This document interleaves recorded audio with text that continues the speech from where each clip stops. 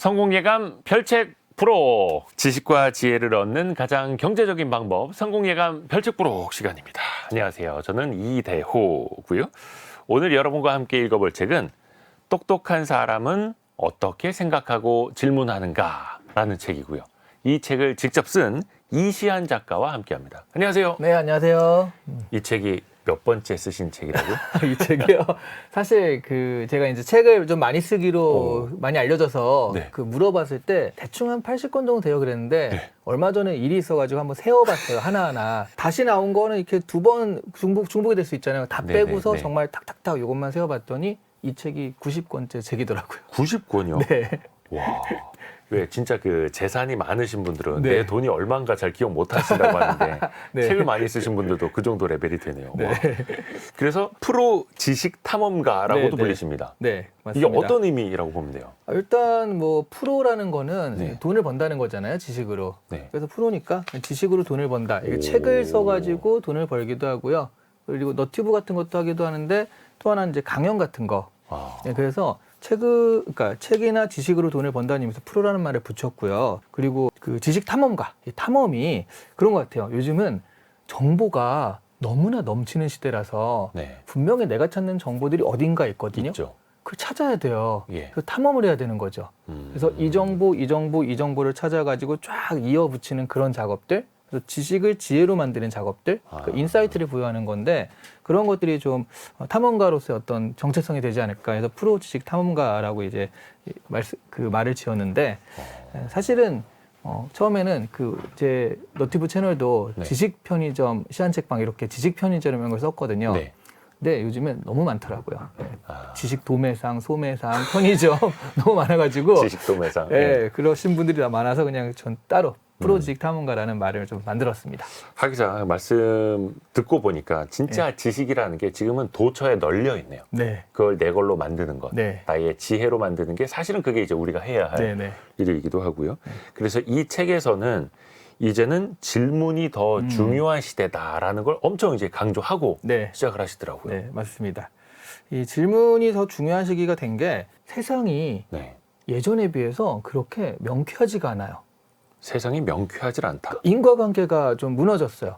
예전에는 성실하게 살면은 어느 정도 성공이 보장된, 내가 좋은 대학에 가고 그 대학에서 학점 좋게 받고 뭐 토익 점수 좋고 그러면 어느 정도 좋은 기업에 가고 그런 것들이 인과가 좀 있었잖아요. 그러니까 물론 그 아주 옛날로 가면 종으로 태어나면 계속 종으로 살고, 신분제 시대. 예, 왕으로 태어나면 왕으로 살고 이런 인과가 너무 분명한 시대가 네, 있었지만 그 다음에도 약간 그런 인과가 있었단 말이죠. 그런데 과연 요즘에도 토익 점수가 950점이면 취업이 될까 확실히? 라고 하면 꼭 그런 건 그것도 아니거든요. 아니죠. 그러니까 인과가 좀 무너지면서 이게 세상이 명쾌하지가 않아졌어요. 그러니까 일단 인과가 변수가 너무 많으니까 이렇게 했다고 해서 이것이 나한테 유리한 건지, 뭐 우리 경제 같은 걸 하시는 분도 그렇죠. 이런 식으로 이런 변수 저런 변수 저런 변수 하면 예전에는 확실하게 주식이 올라갈 때야라고 해서 주식을 했다가 이 생각지도 않게 갑자기 어디서 전쟁이 터진다든가 그런 변수들이 생기잖아요. 블랙스완이 너무 많죠 이제. 네, 그러니까 어제는 맞았지만 오늘은 애매하고 내일은 틀리는 것들이 너무 부지기수입니다. 예전에는 인과가 분명할 땐 답이 되게 중요했어요. 이런 일이 벌어지면 어떻게 되지? 이렇게 되는 거야. 마치 수학 산식처럼. 그렇죠. 그리고 그게 어느 정도 맞았단 말이죠. 네. 그래서 예전에는 어르신들의 경험이 굉장히 중요한 시대였거든요. 예전에도 이런 일이 있었고 그럴 때 이렇게 했더니 해결이 되더라. 그러면 이번에 이렇게 할까? 그 경험을 바탕으로 했더니 해결이 되더라. 그래서 예전에는 그 어르신들의 경험이 굉장히 중요한 시기였는데 최근 들어서는 어르신들이 그건 이렇게 하면 돼라고 하면 흔히 꼰대라고 하잖아요. 네, 네. 왜냐하면 그게 지금은 잘 안 맞는 거예요. 그러니까 지금은 답이 중요한 게 아니라 답은 일단 암기잖아요. 네. 여기에 대한 암기라서 답이 중요한 게 아니라 그렇다면 여기서 이 상황에서 적절하게 핵심을 건드린 질문이 뭐지? 그리고 그 질문에 맞춰서 내가 답을 만들면 되거든요. 그것도 최근 들어서 챗GPT가 나오면서 내가 답을 만들 필요도 없어졌어요. 네. 그러니까 적절하게 질문만 하면 얘가 어느 정도 답을 만들고 거기에 나의 인사이트를 더해가지고 나만의 답으로 이렇게 승화시키면 이게 차별화된 답이 될 수 있으니까. 맞습니다. 그래서 질문이 굉장히 중요한 시기가 된 거라는 거죠. 많이 변했고 또 많이 변한 데다가 또 빠르게 또 변하고 있고 네. 원체 그 인간 세상 자체가 복잡계라고 합니다만 네. 그 복잡계가 더 복잡해지고 있고 네. 그래서 이제는 정답보다 질문이 더 중요한 시대다. 네. 자, 이제 하나하나 키워드를 열어가면서 같이 들어보겠습니다. 오늘의 책. 이시안 작가가 쓴 똑똑한 사람은 어떻게 생각하고 질문하는가? 이것이 궁금하다. 키워드로 풀어볼게요. 첫 번째 키워드. 질문하기 전에 생각하기. 생각 없이 질문하면 안 되죠. 근데 이제 또 깊은 함의가 있습니다. 네. 질문하기 전에 생각하기. 네. 우선은 그동안 우리가 질문하던 방식이 네. 혹시나 잘못되진 않았었는지 네. 이거부터 좀 짚어볼까요? 근데 이게 분명히 잘못됐죠. 잘못됐는데 왜냐하면 암기식에 정답이 뭐야 이런 걸 물어보니까 그럼 거기서 나올 게 없잖아요. 그리고 네. 그거는 인터넷을 찾아보면 그냥 나오니까 네. 여기에 대한 그 답이 나한테 도움이 되지 않습니다. 뭔가 이제 객관식 문제에 있는 답 그렇죠. 이런 것처럼. 네네. 우리가 또 점심 뭐 먹을래 해도요. 뭐가 좋아가 아니라 객관식으로 좀 보기를 내주잖아요. 중식, 한식, 양식 중에 골라 이렇잖아요. 네. 그게 너무 익숙한 거예요. 아, 이게 누구 탓이냐?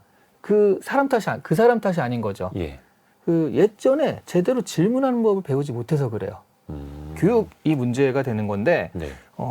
예전에는 정말 암기 교육이 핵심인 그런 시대잖아요. 네. 그게 왜냐하면 그런 거 있죠. 경제가 예. 이렇게 10% 이렇게 성장하니까 예전엔 선진국의 어떤 하청업체 개발도상국으로서의 그 위치 때문에 하라는 대로 하기에도 너무 바빴어요.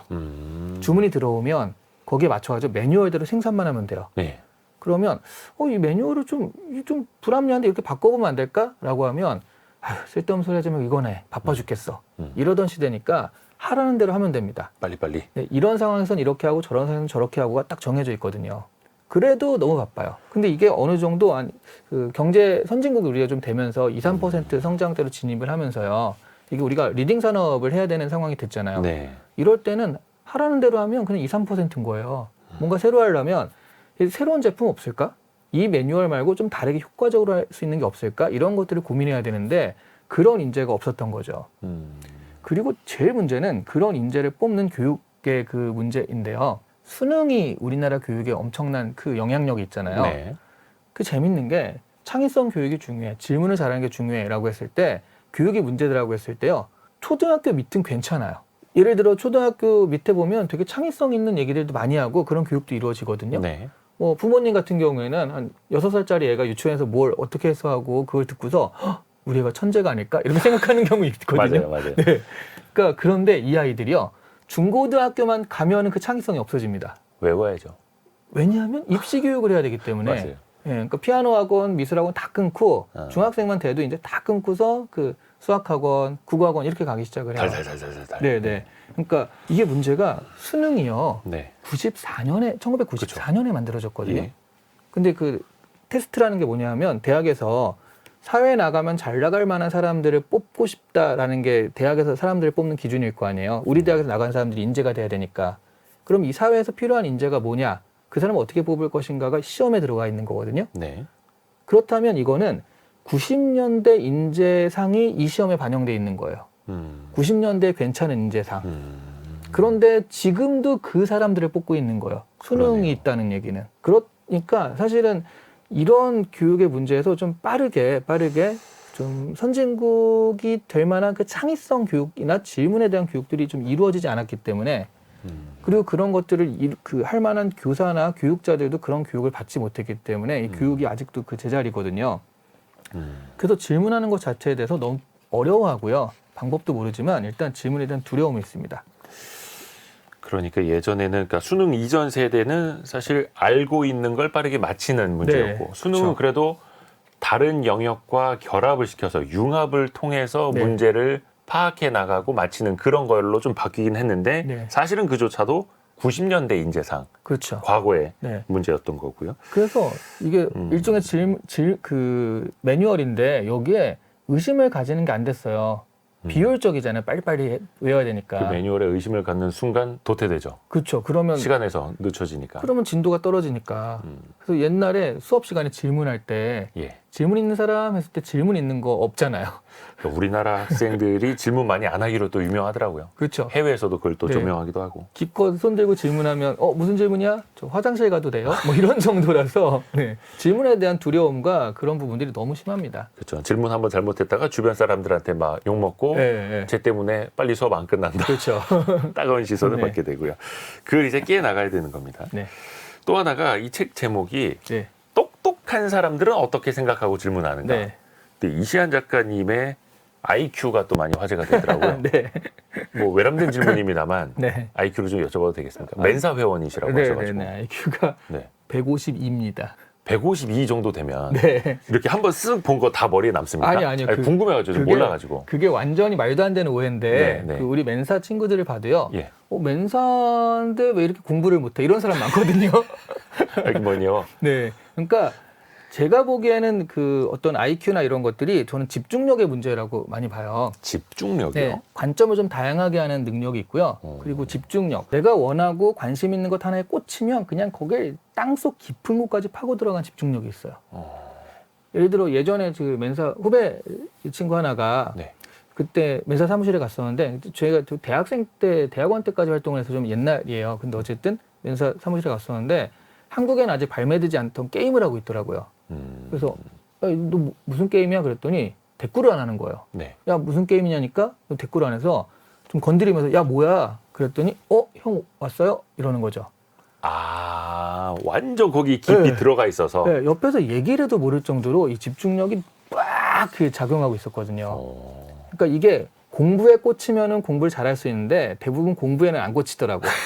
그러니까 주변적인 거, 다른 거 자기가 좋아하는 거. 네, 뭐 프라모델을 만든다든가 뭐 밀리터리라든가 이런 거에 꽂혀가지고 쭉 들어가는데 제가 보기엔 약간 그 집중력이 조금 더 심하다, 괜찮다. 다만 그래서 사람이 집중력 총량 법칙이 있는 것 같아요. 평소엔 굉장히 산만해요. 한 대여섯 명이 모여서 회의를 하면 회의가 안 돼요. 서로 자기들끼리 얘기하느라고. 평소엔 좀 산만한데 어느 순간 내가 집중해야겠다면 확 집중을 하는 그런 특성이 있어서요.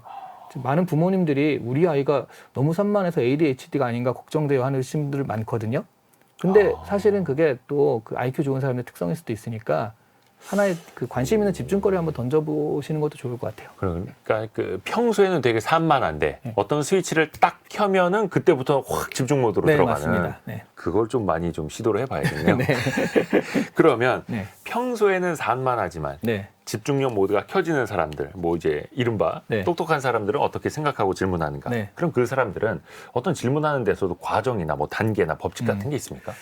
사실 법칙이라고 하긴 그렇지만 그래서 멘사는 이런 법칙으로 뭐 생각해 질문해 이런 건 없잖아요. 네네. 그래서 그렇죠. 뭐 짜놓고 질문하지는 그러니까 않으니까. 이런 친구들이 이 질문하면 어떻게 할까를 좀 생각을 해봤더니요. 예. 그게 경영의 컨설팅 기법에도 있더라고요. 5Y 기법이라는 게 있습니다. 5Y? Y를 5번 외치는 거예요. 왜 해가지고 그 원인으로 깊게 들어가는 거죠. 그러니까 집중력을 발휘해서 어떤 문제를 해결하는 건데 이게 토요타의 생산 시스템에서 나온 방법이거든요. 네. 예를 들어 이게 굉장히 유명한 예예요. 워싱턴에 있는 제퍼슨 기념관이라고 있거든요. 네. 여기에서 외벽이 자꾸 부식하는 문제가 발생하는 거예요. 그래서 이걸 어떻게 해결하지? 일단 뭐 비누 청소를 보니까 자주 하더라고요. 그 비누 청소를 자주 하니까 외벽이 부식하는 겁니다. 네. 이게 첫 번째 Y죠. 그러면 청소를 하지 말아야지 생각하면 너무 간단하잖아요. 근데 지저분하니까 청소를 하는 거거든요. 그렇겠죠. 다시 한번 그런데 왜 우리가 외벽 청소를 자주 하지? 그랬더니 비둘기 똥이 너무 많은 거예요. 많이 묻으니까. 네. 닦아야죠. 근데 왜 비둘기 똥이 많지? 다른 데보다? 다시 한번 Y를 외쳤더니요. 이 비둘기들의 먹잇감인 거미가 많은 거죠. 거미. 예. 아니 근데 왜 또 거미가 많아? 했더니 거미의 먹잇감인 불나방이 많은 거예요. 불나방. 예. 아니 근데 가수로 갑니다. 왜 이 근처에 또 불나방이 많지? 알고 보니까 제퍼슨 기념관의 외곽 조명을 다른 데보다 30분, 1시간 정도 일찍 켜거든요. 그러니까 그 조명에 불나방이 달려들면서 나방이 많아지고 거미가 많아지고 결과적으로는 비둘기까지 이렇게 가는 그런 거였거든요. 해결책이 뭐였냐면 제퍼슨 기념관의 외곽 조명을 다른 곳보다 한 1시간, 2시간 더 늦게 켜는 거였습니다. 그랬더니 비둘기똥이 없어지면서 외벽 부식 문제가 해결이 된 거예요. 그 한 4-5개의 왜라는 질문을 통해서 해결책을 찾은 거네요. 네, 그렇죠. 본질적인 해결책을 찾은 거죠. 이렇게 해서 본질적으로 이제 거슬러 올라가는 5가지의 Y. 5Y 방법이고 사실 이게 저는 조금 아픈 기억이 있어요. 네. 근데 이게 사회적으로는 힘들 수도 있는데 네. 저는 초등학교 4학년 때 네. 왜요라는 질문을 한 3번 연속 선생님한테 했다가 그게 진짜 그게 궁금해서 네, 네. 그게 대드는 게 아니라 궁금해서 서너 번 정도 질문을 했다가 쫓겨난 적이 있어요. 수업 시간에 아예 선생님 나가라고. 그렇죠. 그러니까 기분 나쁘게 본인을 하시는 줄 오해하셨던 것 같아요. 그런 이게- 사람이 없었으니까. 어찌됐든 간에 전 지금 이제 질문하는 일로 먹고 사는 사람이 되기는 했는데 이제 사회적으로도 질문을 좀 많이 할 수 있는 그런 분위기도 네. 좀 필요해 보입니다. 그리고 또 하나가 네. 주제가 이제 똑똑한 사람의 질문하는 방법이니까 네. 우선은 그러면 똑똑한 사람의 정의는 어떻게 봐야 됩니까? 똑똑한 사람은 누굽니까? 아니면 질문을 잘하는 사람은 누굽니까? 이렇게 여쭤볼 수도 있겠네요. 둘 다 비슷하다고 봐요. 그러니까 예. 왜냐하면 요즘은 핵심적인 질문하는 사람은 되게 똑똑한데 이렇게 보잖아요. 좋은 질문이다 네. 이렇게 하죠. 그 좋은 질문은 어떤 질문이냐면요. 예.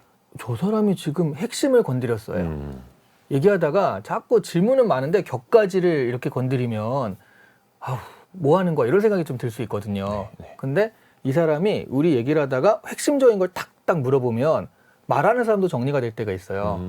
그러니까 기본적으로 똑똑한 사람이든 어떤 사람이든 간에 최근 들어서는 어떤 이야기나 사건의 핵심을 빨리 파악하고 전체 맥락을 잘 짚는 사람, 그리고 그런 것들을 적절한 지식과 통찰력으로 잘 건드리는 사람이라고 할 수 있습니다. 그러니까 잘 짚는다고 해서 이게 핵심은 이거야. 그걸 무조건 말하는 게 좋지 않을 수도 있잖아요. 어떤 때는 좀 센스 있게 안 말하는 게 더 좋을 때도 있죠. 이런 것들이 이제 맥락을 잘 파악하는 건데 이런 것들을 적절하게 잘 완급을 조절하면 사람들이 평소에 저 사람 진짜 똑똑한데? 라고 이제 생각하기 좋은 거죠. 아하. 혹시 이거를 질문하기 전에 네. 뭔가 준비해야 하는 단계 같은 것도 있습니까? 이게 사실 제가 질문을 한 번 할 때 이 단계 생각한다면 이렇게라고 하기에는 말이 안 되잖아요. 근데 사실 이제 요거는 네. 사실 이미 질문을 잘 하시는 분들이 이런 고민이 없을 거예요. 그렇죠. 그런데 네. 나 어디 나가서 이제 손 들고 질문할 네, 때 막 떨리는데 네. 미리 좀 질문을 잘하려면 어떻게 연습을 해봐야 될까? 그렇죠. 그런 분들한테 좀 그게 도움을 이제 드리자면요. 체화되는 것 같아요. 그러니까 어떤 땐 이런 생각도 하고 저런 생각도 했다가 점점점 그냥 이런 생각의 과정 없이 버릇처럼 그쵸. 나오게 되는 건데 제가 한 7단계 정도를 생각을 해봤어요. 예. 그래서 첫 번째는 질문의 목적을 내가 잘 파악을 하는 겁니다. 이 질문을 왜 하지? 아까 왜요 3번 해서 쫓겨나실 때 진짜로 궁금하다라는 그런 목적이 있었잖아요. 네. 근데 그게 전달은 잘 안 된 거긴 해요. 근데 진짜로 궁금하다라고 한다면 그 궁금한 것에서 그 선생님이 이러니까 이렇게 궁금하겠구나라고 이해를 하셨을 거예요. 그런데 이런 것들이 어떤 질문들은 궁금하지 않은데 그냥 하는 질문도 있거든요. 이게 지금 필요한 질문인가? 이 질문 자체를 왜 해야 네, 되는가? 이 목적이 뭔가 그런 거. 가령 뭐 직장인 최대의 고민이 오늘 점심 뭐 먹을까? 이런 질문인데 네. 거기서 이제 팀장님이 김치찌개 어때? 라고 물어보는 게 질문이 아니잖아요. 예. 이걸 질문으로 받아들여서 그건 별로예요 라고 하는 순간 내가 별로가 되겠죠. 그 팀장님한테는. 네. 그러네요. 그러니까 이 질문의 목적 이런 것들을 좀 정확하게 파악하는 게 필요하고요. 내가 할 때도. 그리고 배경 지식, 두 번째 단계는 배경 지식을 정확하게 하는 게 필요합니다. 네. 잘못된 잘못된 배경 지식으로 질문을 하면 잘못된 답이 나와요. 아, 그 챗GPT의 되게 대표적인 오류가 이제 할루시에이션의 오류라고 그러니까 환각. 거짓말 잘한다인 건데 그 거짓말의 반 정도는 질문하는 사람 때문이에요. 이상한 걸 물어보니까. 가장 유명한 질문이 그거죠. 세종대왕이 맥북을 집어던진 사건에 맞습니다. 대해서 어떻게 생각해? 질문을 그렇게 하니까 예. 세종대왕이 맥북을 집어던진 사건에서 어떻게 생각해? 근데 얘는 딱 그 팩트를 말한다기보단 내가 원하는 답을 해주거든요. 네. 정 원하시다면 하면서 세종대왕이 한글을 창제하다가 너무 잘 안 풀려서 스트레스를 받아서 맥북을 집어던졌다. 세종실록 몇 장에 써 있다. 이렇게 나온 거죠. 네. 뭐 이대로라면 우리나라는 정말 그 예전에 예. 1300년, 400년에 맥북을 보유한 엄청난 기술의 국가거든요. 이런 것들이 잘못된 배경 지식을 조합해서 질문을 하니까 그렇게 나오게 되는 겁니다. 내가 지금 그 질문하는 게 과연 옳은 배경 지식인가 이런 것들을 좀 알고서 올바른 배경 지식하면은 그렇죠. 효율이 높아질 수밖에 없고요. 그리고 질문의 구체성도 되게 중요해요. 구체성. 네, 많은 분들이 또 챗GPT를 썼을 때 별거 아니던데 이렇게 얘기하시는 분이 있거든요. 네. 그래서 아니 어떤 질문 하셨어요? 그러면 대부분 자기 이름 넣은 다음에 나 알아? 뭐 이런 정도. 그래서 제일 많아요. 제일 많아요. 그러니까 네. 더 웃긴 건 뭔지 아세요? 그래서 그게 안다라고 그러면 약간 소름 끼쳐요. 아니 나까지 어떻게 알아 이러는 건데 모른다고 하면 섭섭해해요. 근데 어쨌든 질문이 그렇게 구체적이지도 않고 뭐 필요하지도 않고 그러는 거잖아요. 질문에 따라서 답의 유용성도 달라지는데 예를 들어 다른 지구를 공전할까? 라고 했을 때 yes or no 이렇게 할 수 있죠. 네. 그 질문을 다른 27.3일 정도의 주기로 지구를 공전할까? 라고 해서 yes or가 나오면 그 질문에 대한 답은 나한테 좀 더 유용한 거죠. 네. 왜냐면 구체적이니까. 그러니까 내가 질문을 구체적으로 하면 구체적인 답변이 나온다. 이런 것들인데 또 너무 깊이 들어가면 밸런스가 깨져서 뭐 이런 것까지 알아야 돼 이렇게 나오니까 그러니까 구체성을 어느 정도까지 결정할 것이냐 이게 중요하고요. 네. 그리고 4단계, 5단계가 상대방 입장을 고려하고 질문의 타이밍을 이제 재는 건데 이게 네. 전부 다 질문이라는 건 상호작용이잖아요. 그렇죠. 상대방도 있고 그리고 챗GPT한테 할 때도 상호작용이거든요. 그런 부분에서는 어떤 이게 특히 이제 상대방이 있을 때는 상대방을 배려하는 질문을 하자 이런 개념으로 생각하시면 되겠고요. 상대방이 답변을 네. 더 잘 할 수 있게끔 이끌어내는 것. 그리고 사실 또 좋은 기분에서 답변을 하면 좋은 대답이 나오는데 이게 또 기분 나쁘게 하면서 하면은 그 좋은 대답이 나올 리가 없으니까. 싸우자는 거니까. 네, 그렇죠. 그런 부분도 이제 생각을 하셔야 되고요. 네. 6단계, 7단계가 뭐 답변을 예측하고 대안 질문을 준비하는 건데 요거는 좀 비즈니스적인 대화에서 친구끼리는 이렇게까지 할 필요는 없죠. 근데 비즈니스적인 대화에서는 내가 이런 질문을 하면 이렇게 답변을 하겠지를 예측해야지 그 다음에 A, B, C 해가지고 상태별로 뭐가 그 다음 단계가 나오니까 그 다음 단계 나왔을 때 또 상대방이 그걸 피해가려고 하거나 다른 말을 하면은 어떻게 내가 대안 질문을 할 것인가 이런 거에 좀 생각을 하면서 하시면 협상 과정에서는 굉장히 좀 유용한 그런 팁이 될 것이다. 요 한 7가지 단계를 생각을 하고 질문한 연습을 해보시는데 늘 하는 건 아니고요. 네. 가끔 하면서 결국엔 내 몸에 체화될 수 있게 하자는 거죠. 이것도 되게 중요합니다. 답변을 예측하고 대안 질문도 준비하는 것. 네. 그러니까 기자들이 가장 많이 당황할 때가 네. 내가 질문을 했는데 네. 그 사람이 역으로 질문할 때 아, 제가 그걸 그럼 왜 해야 되죠? 그러면 아니 저는 묻고 받아 적을 준비만 하고 있었는데 이렇게 돼 있는 거고요. 네. 자, 다음 키워드도 같이 들어보시죠. 다음 키워드. 질문의 기술. 자, 이제 질문에 기술이 들어갑니다. 네. 질문의 기술. 이게 어떤 걸 뜻하는 걸까요? 일단 좀 질문을 할 때 효과적으로 하자라는 개념으로 보시면 좋겠어요. 질문을 효과적으로 네. 하자. 오늘 말씀드린 것 전체가 다 질문을 이렇게 저렇게 하는 게 옳은 방법이야가 아니에요. 그 질문을 잘하시는 분은 이런 거 없어도 잘하시거든요. 네. 근데 내가 못하는데 뭔가 좀 배워야겠어, 연습을 해야겠어라고 했을 때 이런 식의 가이드라고 생각을 하시면 좋겠습니다. 그러니까 큰 방향성 위주로 좀 많이 보시면 좋을 것 같은데요. 네. 가장 핵심적인 방향성, 특히 질문을 할 때, 상대방이 있는 질문을 할 때 가장 핵심적인 방향성은요, 이 상대방이 사람이라는 걸 인정해야 된다는 거예요. 사람이잖아요. 그런데 그렇게 인정하지 않고요, 기계처럼 대할 때가 있습니다. 아, 무슨 그래요? 얘기냐면 둘이 어떤 얘기를 가지고 대화를 하거나 그 토론 같은 걸 할 때요, 네. 특히 뭐 TV 토론해가지고 중계되는 거 정치인들 많이 하잖아요. 네. 거기서 설득이 되는 모습을 본 적이 있으세요? 밤샘 토론을 해도 끝장은 안 나죠. 그렇죠. 예, 예. 듣고 보니 저희가 잘못 생각했네, 이런 모습 본 적 없잖아요. 그럼요. 예. 토론을 왜 하는데, 우리가 그 교과서 배울 때는 서로 얘기를 통해서 합의에 이르기 위해서 한다라고 하는데 예. 그런 학교에서는 모습 그렇게 배우는데. 본 적이 없어요. 맞아요. 그러니까 사람을 설득하는 건 논리가 아니라는 거예요. 아, 설득을 하는 건 논리가 아니라. 네, 논리에 설득되는 경우가 거의 없고요. 설득이 되면 그래 너 해라 너 해, 이런 정도의 설득이죠. 포기. 네. 그런데 감성에는 설득이 됩니다.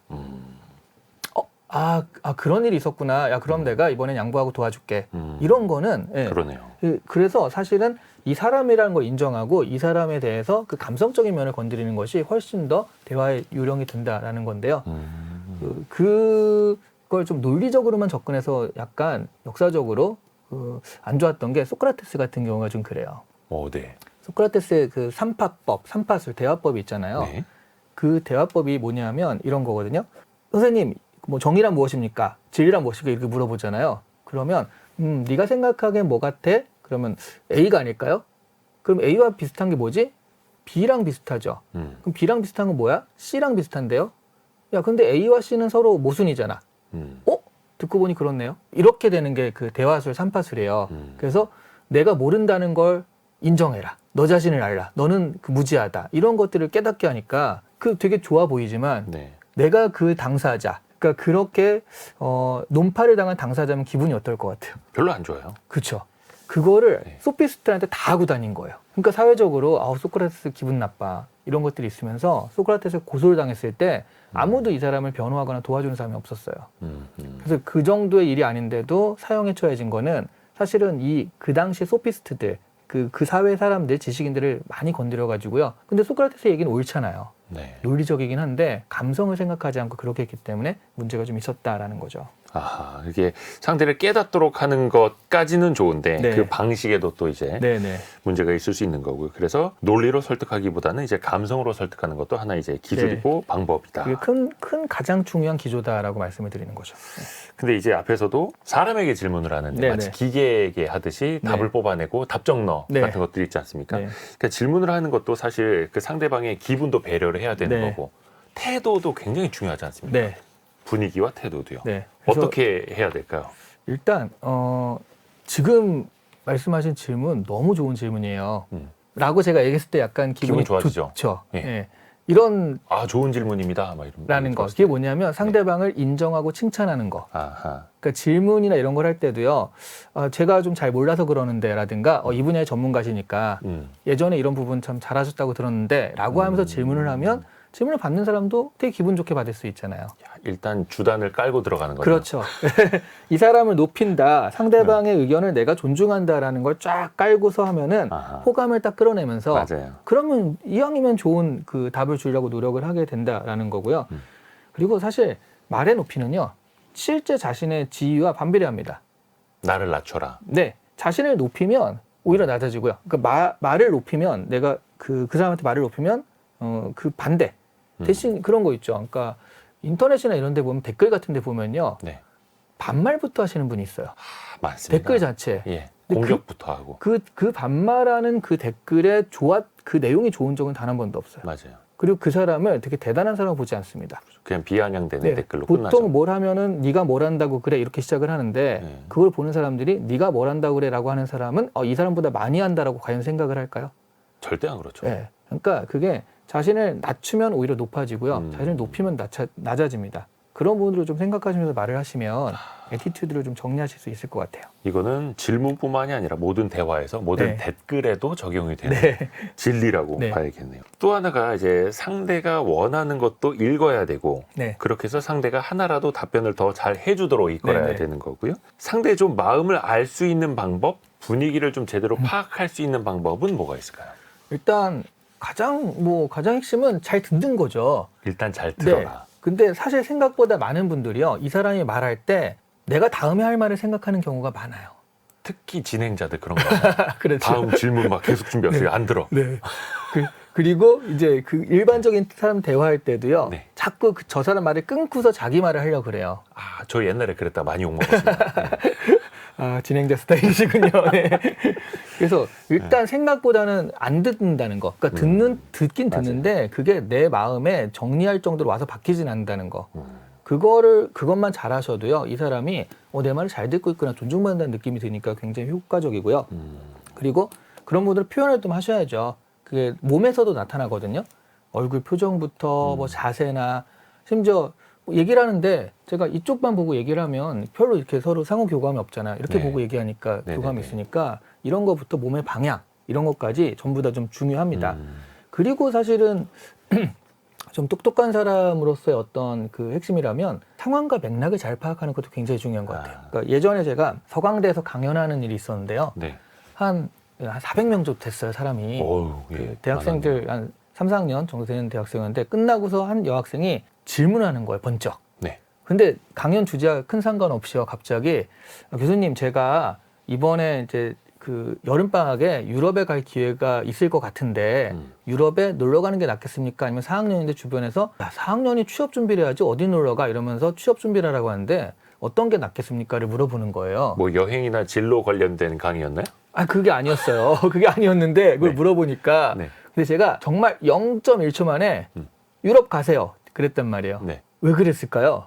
무슨 상황인지 전혀 이해가 안 가는데요? 왜냐하면 그러니까 생각해 보세요. 전혀 관계없는 질문에 400명 앞에서 손을 번쩍 들고 이런 질문한 여학생의 심리는 왜 했을까? 가고 싶은 거예요, 유럽에. 유럽에 가고 싶은데 그 근거를 찾는 거죠, 지금.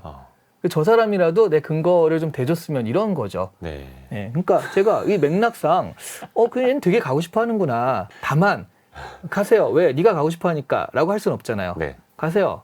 왜요? 그래서 가고 싶은 거잖아요. 답정 너니까 물어본 거잖아요. 라고 얘기는 했어요. 근데 제가 한 가지 말씀을 드리자면 여행을 하기 위해서는 두 가지가 필요하다. 네. 하나는 시간, 하나는 돈. 네. 근데 둘 다 이걸 가지는 경우는 거의 없다. 우리가 살아가면서. 음. 그러니까 뭐가 모자란데 취업을 해서 여행 가려고 한다면 시간이 모자라다. 돈은 있는데. 네. 근데 시간은 어디서 내가 빌릴 수가 없다는 그렇죠. 거죠. 근데 지금은 시간과 돈 중에 시간이 있지만 돈이 없는 거다. 그 돈은 엄마한테라도 빌릴 수 있다는 거예요. 이게 빌릴 수 있으면 그걸 충족시킬 수 있으니까 지금 가고 나중에 갚으면 된다. 그러니까 지금 가는 것이 좋다라고 얘기를 하니까 너무 표정이 좋아지는 거예요. 자기가 원하는 답도 들었고 그렇죠. 방법도 얻었고. 네, 이게 이제 상황과 맥락이라는 거죠.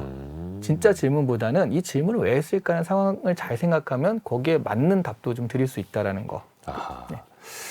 또 하나 이게 비즈니스에서는 어떻게 보면 이제 대화가 협상이 될 수도 있겠고 맞습니다. 중요한 거는 원하는 걸 얻어내서 또 돈을 벌어야 하는 네. 것 아닙니까? 네. 그래서 좋은 질문으로 뭔가 좀 주도권을 잡는 방법도 있지 않을까 싶은데요. 네. 그러니까 어떤 게 있을까요? 이게 대화를 할 때 주도권을 많이 말하는 사람이 잡는다고 생각하시는 분이 있어요. 잘못된 거죠.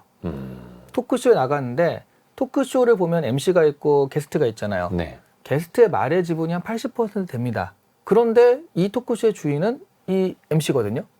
그럼 MC는 뭘 하냐면 질문을 해요. 네. 그러니까 대화의 흐름을 조절하는 사람인 거죠. 네네네네. 그러니까 이 사람은 말을 많이 하지만 흐름은 이 사람이 주도하기 때문에 사실은 적절한 질문으로 이 대화의 흐름을 주도하는 게 비즈니스에서는 굉장히 중요하고요. 말을 많이 하는 게 중요한 게 아닌 거죠. 그래서 내가 어떤 설계가 되어 있어야 되는 거. 그리고 때때로 그런 설계들이 굉장히 유명한 예가 그거거든요. 그러니까 예전에 그 피콜라의 사장 네네. 존 스컬리가 있었는데 콜라. 네, 그 사과 기업에서 그 사람을 영입하기 위해서 그때 사과는 지금 같은 사과 기업이 아니었어요.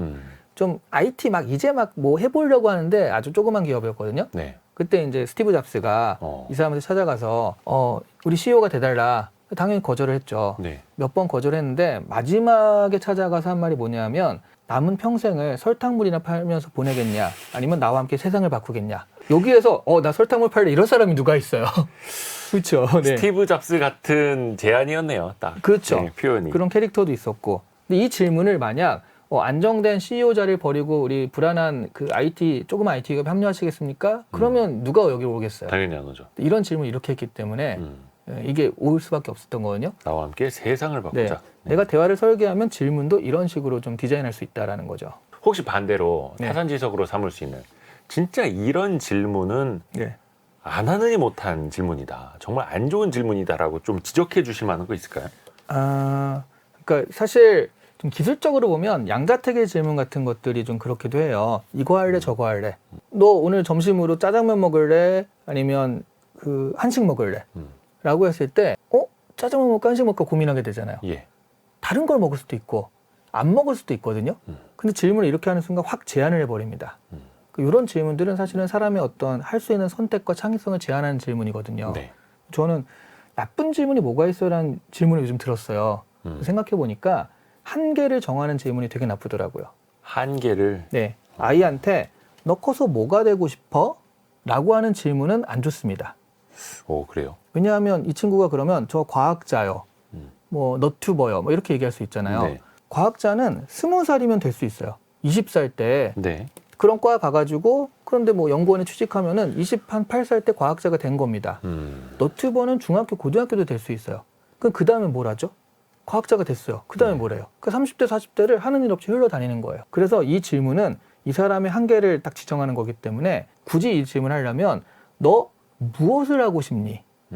저는 과학자가 돼서 우리나라의 로켓을 달에 보내고 싶어요. 저는 의사가 돼서 암을 고치고 싶어요. 라든가 둘을 물어보는 질문.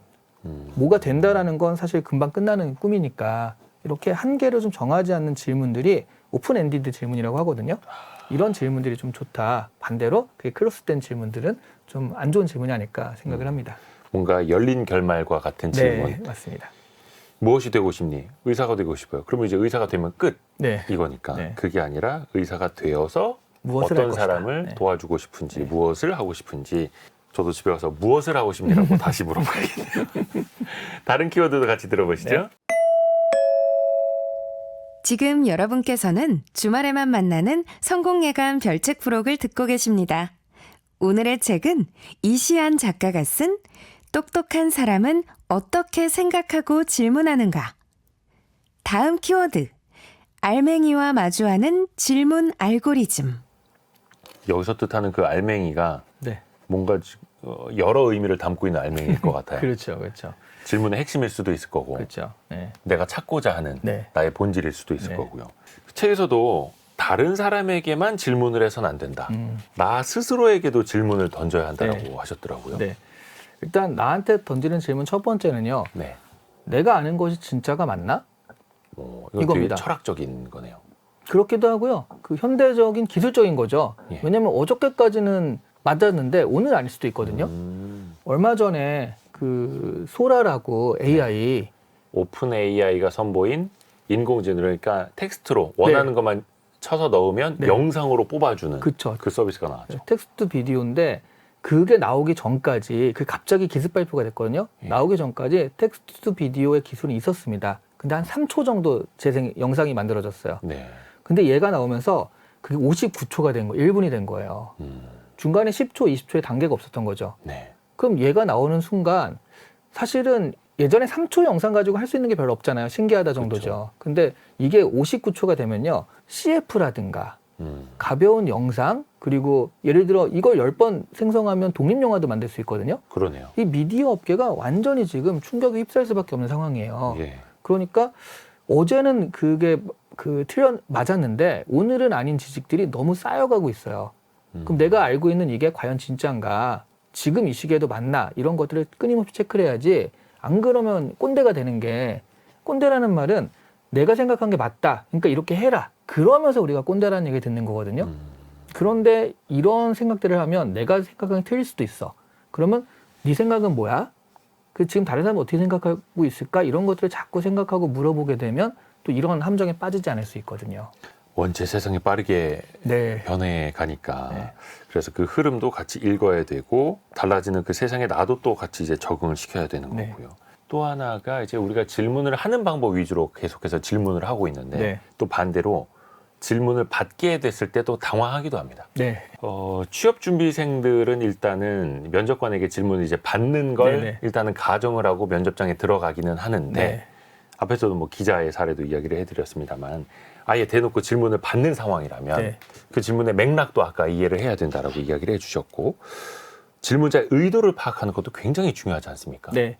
그리고 사실은 좀 특히 이제 취업 상황에서는요. 그런 질문들이 좀 한정돼 있긴 합니다. 예, 왜냐하면 뭐 밥 뭐 먹었어? 이런 거를 물어보는 자리는 아니잖아요. 그렇죠. 그러니까 그런 부분들이 어느 정도 좀 정리가 되는데 예상 답변 예상 질문 같은 게 있죠. 그렇죠. 제가 약간 당황하지 말라고 예. 또 학교에 있으니까 우리 아이들이 네, 그 취업 준비할 때 당황하지 말라고 만든 기법이 있어요. 네. 스피커 기법과 깔때기 기법이라고 이름을 지었는데 네, 그러니까 물어보는 거 이런 식으로 물어보는 거죠. 그 쇼츠 같은 짧은 동영상 유행이 있다 어떻게 생각하니? 라고 물어봤을 때 그러니까 이게 구체적인 질문은 일반적으로 일반적인 질문은 구체적으로 답변하라는 얘기예요. 아, 그러니까 쇼츠 같은 건 어떻게 생각해? 뭐 쇼츠죠 라고 하면은 이 사람의 사고의 확장을 못 보여주잖아요. 네. 그러니까 쇼츠 같은 건 어떻게 생각해? 라고 했을 때 이 쇼츠는 이런 건데 그런 것이 긴 정보를 읽는 집중력이 저하된 시대가 되었다. 과정보다는 결과를 중시하는 그런 경향의 시대가 된 것을 그게 보여준다고 생각한다 하는 식으로요. 쇼츠 같은 짧은 동영상이 유행하는 이유와 흐름의 원인이나 이런 것들 큰 일반화를 하는 거예요. 그러면 이 사람이 좀 인사이트가 있구나 생각을 할 수 있거든요. 네. 그래서 스피커 기법. 작은 일을 구체적인 걸 일반화해서 크게. 반대로 이제 그 깔때기는요. 큰 일을 작게. 무슨 얘기냐면 요즘 젊은 세대가 미래에 대한 희망을 좀 포기한다는데 어떻게 생각하니? 라고 물었을 때요. 이게 너무 큰 얘기잖아요. 그러면 이거를 그대로 하지 말고 사례를 들어서 하는 겁니다. 구체적으로. 뭐 중국의 뭐 전업자녀 같은 사례도 있고요. 그리고 뭐 사망사진 챌린지 같은 것들이 그런 걸 잘 보여준다고 생각하는데 그래서 그 사건에 대한 이야기를 좀 하기 시작하면 이 사람이 이런 부분에 대해서 좀 딥하게 알고 있구나 이런 생각을 줄 수가 있거든요. 그런 식으로 좀 깔때기과 스피커 기법을 하면은 이 사람이 인사이트도 있고 구체적으로 딥하게 들어갈 수 있구나 이런 것들을 좀 보여줄 수 있는 사람이라 면접이나 이런 데서는 좀 좋은 점수를 받을 수가 있겠죠. 오히려 구체적인 질문에는 일반적으로, 일반적인 질문에는 구체적으로, 네. 또 나의 생각도 같이 사실은 이제 보여줘야 하는 건데, 네. 그래야 상대방이 또 설득이 될 테고, 네. 나를 뽑아야 하는 이유도 찾게 될 테고. 네. 근데 이제 많은 사람들이 질문을 할 때, 또 답변을 할 때도 네. 어떻게 하면 이제 인사이트, 네. 통찰력을 가질 수 있을까? 물론 네. 이게 하루아침에 되는 건 아닙니다. 뭐 네. 독서나 학습량도 방대해야 될 테고. 네. 인사이트를 기르는 훈련 같은 게 좀 있을까요? 방법이? 제가 이제 많이 얘기하는 건 예. 두 가지 상관없는 두 개념 유사점 찾기예요. 상관없는 두 개념의 유사점을 찾으라고요? 네. 이게 트리즈 창의성 훈련에도 나오는 건데 어허. 손정희 회장 같은 경우가 이걸로 이제 데이트를 쳤던 사람이거든요. 예. 그러니까 어렸을 때 키워드 그 단어를 이렇게 한 다음에 세 가지를 뽑았대요. 네. 세 가지 뽑은 다음에 이 세 가지를 가지고 뭘 만들 수 있을까? 발명을 뭘 할 수 있을까? 이거를 1년 동안 했다고 합니다. 아하. 그때 이제 나온 게 전자, 뭐 사전, 뭐 이런 것들이 나와가지고 종합해 보니까 그럼 전자사전을 만들어 볼까? 그때 당시 그게 없었을 때 그래서 대학교 교수님 찾아가서 이런 거 만들어 주세요. 그 프로토타입을 가지고 일본에 가서 그 특허를 팔았어요. 그리고 그 종잣돈을 가지고 사업을 시작해서 지금 같은 소프트뱅크를 만들었거든요. 그러니까 이런 식으로요. 좀 관계가 없는 것들을 붙여가지고 자꾸 유사점이 뭐고 이걸 통합했을 때 어떤 게 나올까 이런 것들을 생각을 해보자라는 건데요. 좀 재밌는 것도 많아요. 그래서 네. 유머 같은 것도 이런 거 되게 많거든요. 책에도 제가 찾아놨는데 네. 골프와 정치의 공통점은? 골프와 정치의 공통점 이게 뭐 있나 싶잖아요. 네. 근데 보니까 가방을 들어주는 사람과 같이 다닌다. 시간이 갈수록 거짓말이 는다. 어깨에 힘들어가면 끝장. 핑계가 무궁무진. 돈 좀 있어야 할 수 있다. 잘 되면 자기 이름 새겨진 물건을 만들어서 준다. 맞들리면 끊기 어렵다. 뭐 이런 식으로요. 네. 좀 재미도 있으면서 어떤 그 본질적인 얘기도 많이 건드리고 있어서 이런 훈련들을 좀 하면 좀 재밌게 하면서도 또 내가 생각의 그 깊이를 좀 확장할 수 있지 않을까 싶어요.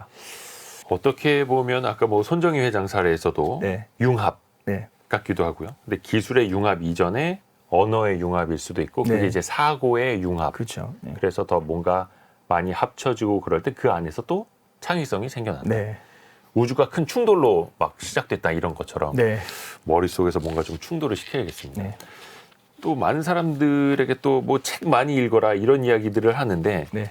책을 많이 쓰시고 많이 읽으시는 분 입장에서 네. 권해주실 만한 내용도 있을까요? 뭐 어떤 책을 이제 권한다든지. 저는 제 채널이 이 책을 소개하는 채널을 하고 네. 있는데 제 채널이요. 그러니까 문학 전문, 인문 전문이 아니라 정말 다 있어요. 다 있어요. 그냥 진짜 서점처럼. 네. 네. 그 서점처럼 진짜. 예. 왜냐하면 서점에 가는 거가 우연하게 어떤 만남을 가지는 거잖아요. 네. 생각도 안 했는데 이분이야? 하면서.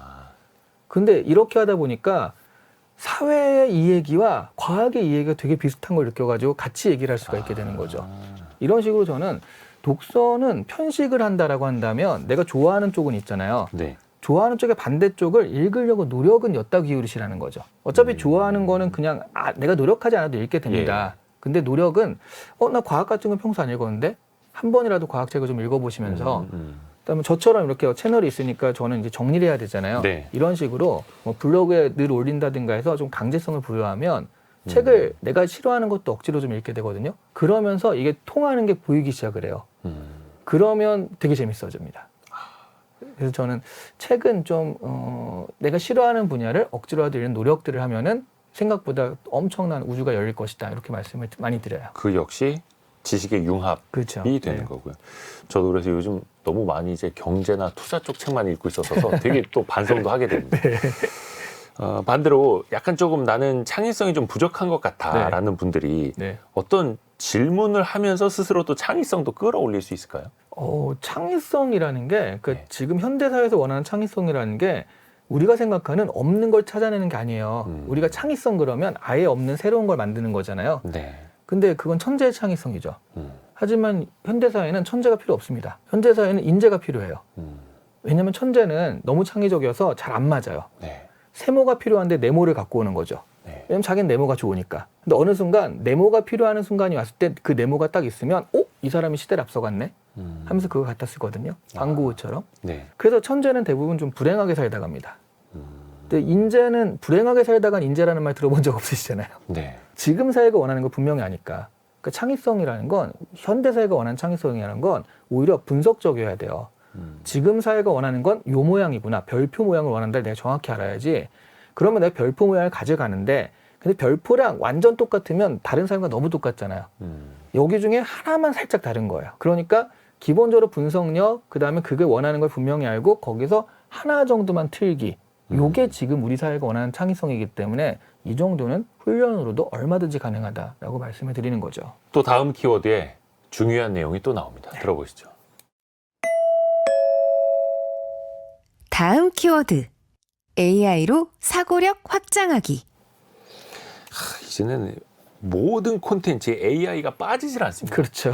자, 이제는 창의성, 사고력을 확장할 때도 AI가 일종의 수단이 되는 거죠. 네네. 근데 우선은 AI로 사고력을 이제 확장하기 앞서서 인공지능에 대한 오해부터 좀 풀고 가야 된다고요? 네. 그러니까 다른 사람보다 앞서기 위해 AI를 사용해야 한다라고 생각하시잖아요. 네. 아니에요.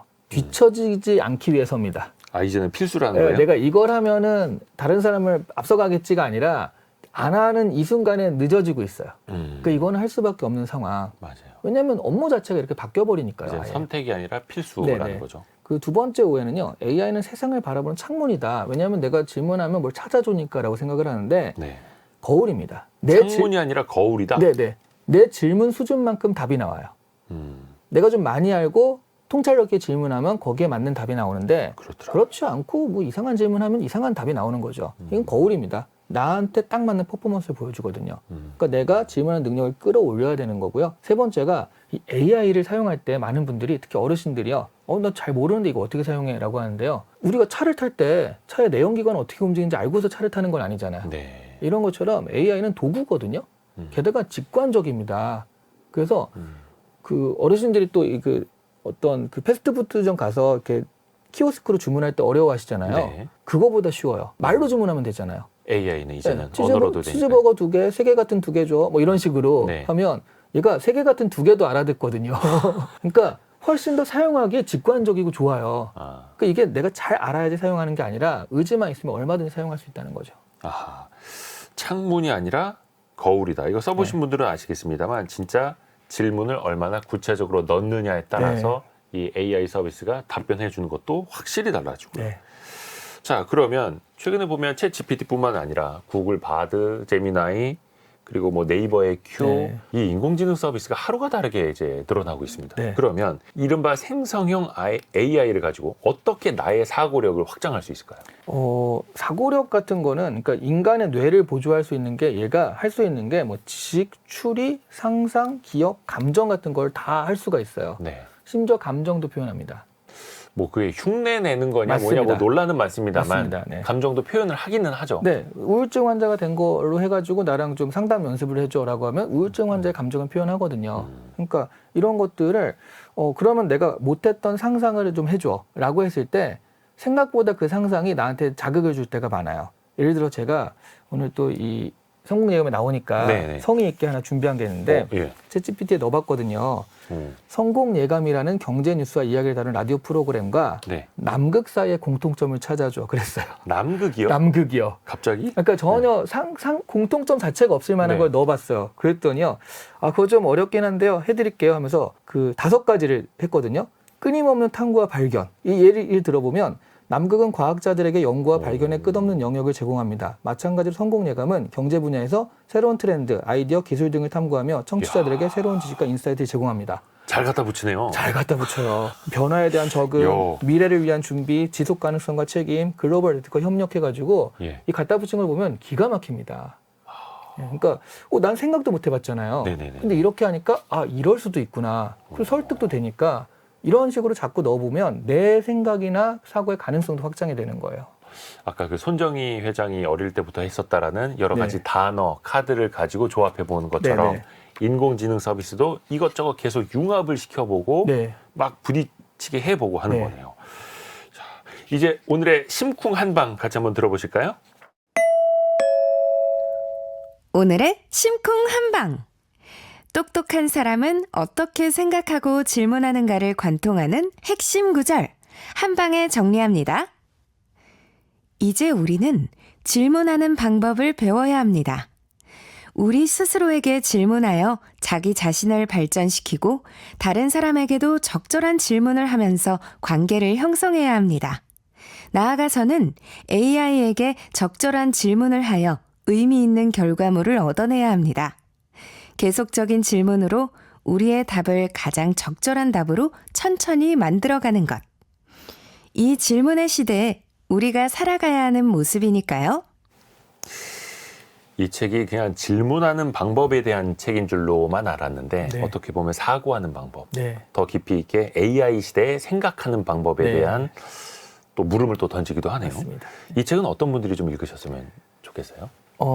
일단 구매력이 있는 모든 분들이 읽었으면 좋겠고요. 많이 팔렸으면 좋겠다. 네. 네. 그러니까 정말 급변하는 세상에서 생존의 위협을 느끼잖아요, 우리가. 예. 그런 분들인데 특별히 말씀드리고 싶은 거는 AI가 너무나 위협적이긴 한데요. 이게 엄청난 기회가 될 수도 있다라는 생각 많이 들거든요. 네.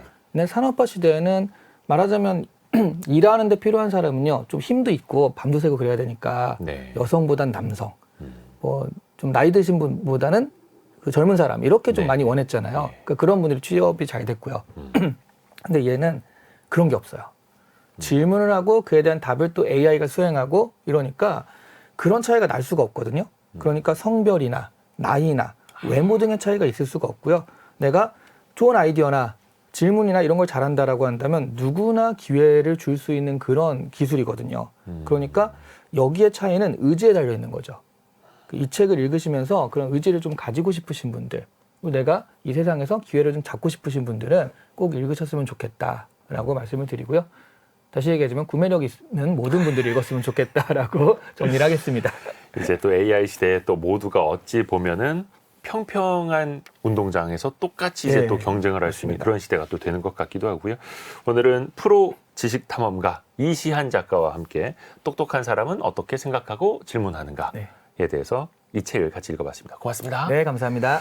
자, 다음 주 저희 별책 부록은요, 연휴를 맞이해서 여행 전문 기자가 나옵니다. 예, 신익수 기자가 쓴 1초 여행 꿀팁이라는 책을 같이 한번 읽어보도록 하죠.